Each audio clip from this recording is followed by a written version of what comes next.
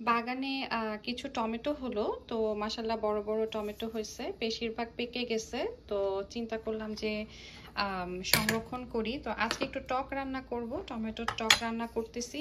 আর এখানে হচ্ছে আমি ব্ল্যান্ড করে এটাকে যেরকম কিউবের মধ্যে রেখে রেখে সংরক্ষণ করব, তাহলে সারা বছর খাওয়া যায়। যখন মুরগি রান্না করব অথবা মাছ রান্না করব, তখন এই যে একটা দুটা করে কিউব দিয়ে দেওয়া যায় পরিমাণ অনুযায়ী। তো এই হলো আমার টমেটোর টকটা। তো আমি এখানে সুস্বাদু হওয়ার জন্য রেগুলার আমরা যা যা দেই, সবাই যা যা দেই তাই দিয়েছি। রসুন, পেঁয়াজ, আম্মু বলল যে রসুনটা বেশি করে দিলে নাকি মজা হয়। একদম যে সাদা সাদা দেখতে পাচ্ছেন, এই যে এগুলো হচ্ছে একদম কুচি কুচি করে রসুন। তারপর পেঁয়াজ, এই তো হলুদ, মরিচ, ধনিয়া, জিরা।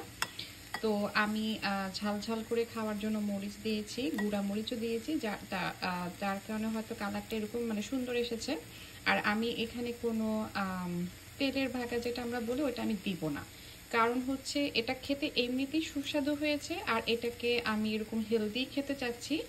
আর ওই তেলের মধ্যে পেঁয়াজ রসুন করে ওটা আমার কাছে মানে মনে হচ্ছে দরকার নেই, এটা এমনি খেতে সুস্বাদু। সো আর এটা এটার মধ্যে ক্যালোরি বাড়াতে চাই না। সো এখানে আরেকটা খাবার আমি করতেছি আজকে, এটা হচ্ছে ব্রোকলি। তো ব্রোকলিটা আমি এটাও আমি হালকা তেলে, এই যে দেখতে পাচ্ছেন এরকম করে ছোট ছোট করে রসুন এটাও মানে বেশি করে রসুন দিয়ে, তারপরে হচ্ছে মরিচ আর হচ্ছে পেঁয়াজ আর একটু হালকা তেল।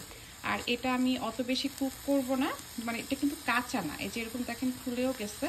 তো একটু মানে শক্ত শক্ত থাকবে, ক্রাঞ্চি থাকবে।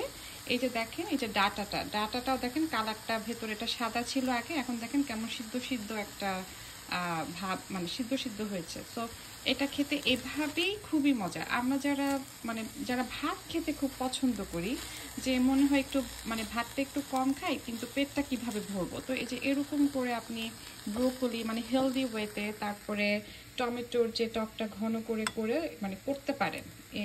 শেয়ার করলাম আপনাদের সাথে। সবাই ভালো থাকবেন, বাই।